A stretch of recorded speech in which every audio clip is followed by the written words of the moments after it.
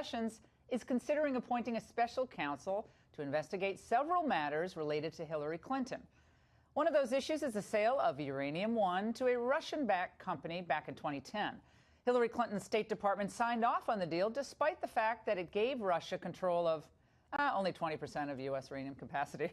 Critics allege that Hillary okayed the deal because of some hefty donations to the Clinton Foundation.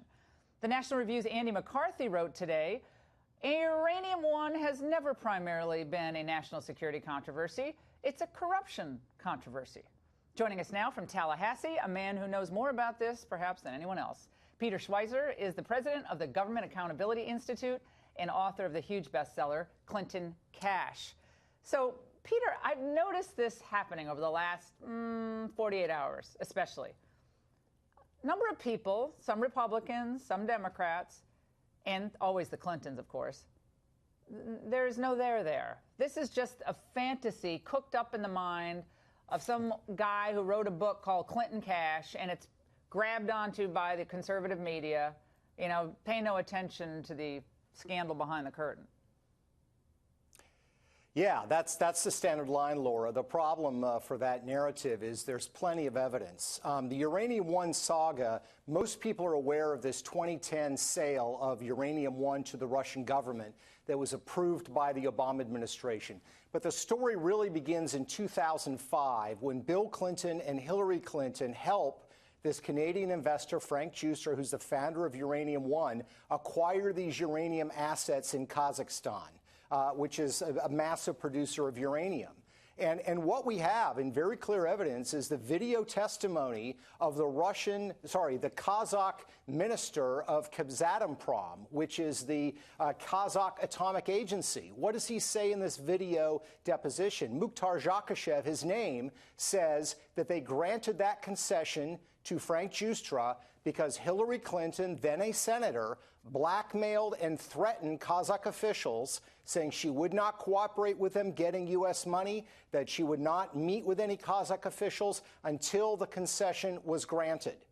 After that concession was granted by Kazakh officials, Frank Juster sent $30 million to the Clinton Foundation. So we already have the oral testimony by this Kazakh official. It's never been disputed. And by the way, Laura, in that testimony, he describes in detail how this deal went down. He talks about a Clinton Foundation employee named Tim Phillips who pressured him. When Tim Phillips was contacted and asked about this video, he did not respond. He changed his online resume, removing the reference to his employment through the Clinton Foundation. That's just one piece of evidence. So this is not a fantasy cooked up. This is something foreign government officials have talked about. Why is Andy McCarthy saying this is just corruption? It has no national security implications. I mean, our viewers hear uranium, and they think nuclear power, and that's important. And nuclear other things. But Andy's like, it's not a national security question. Well, I would respectfully disagree with Andy. I have enormous respect for him.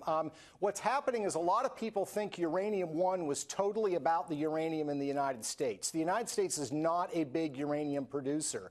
The problem is that's not true. Uranium One was a company when the Russians bought it and still is a company today that has massive uranium deposits around the world, in Kazakhstan, in Australia. They have them in Africa. They have them in the United States. If you were to look simply at the uranium that they have in the United States, the 20%, you could say it's pretty small. It doesn't amount to a lot. The problem is that's a small sliver of the entire assets that Uranium One represents. And by the way, this is very important. Uranium One, when it was bought by the Russians in 2010, the money for that deal was publicly announced by Vladimir Putin himself, and that deal was authorized by Vladimir Putin himself. So certainly Vladimir Putin saw national security interests from Russia's standpoint in acquiring Uranium One.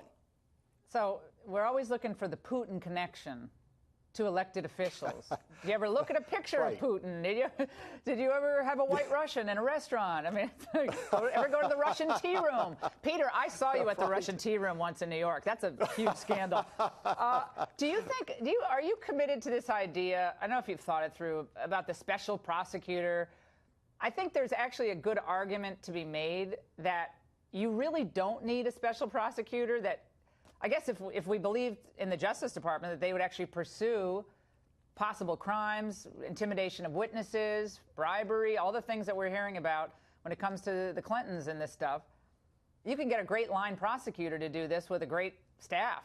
But you know, we got a lot of people. Jim Jordan, they want a special prosecutor and another special prosecutor to investigate this. Yeah, I mean, that's a great question. Here's the problem. We know for a fact the FBI has in its possession another tape, an audio tape, that was basically recorded by this FBI informant that's going to be coming forward. I have not heard the tape, but I've heard about the tape from people at the FBI. And that audio tape apparently is Russian officials with this uranium company talking about making donations to the Clinton Foundation to gain favorable action. That tape was given to Department of Justice prosecutors, the FBI field office requesting the ability to wiretap and to survey the Clinton Foundation.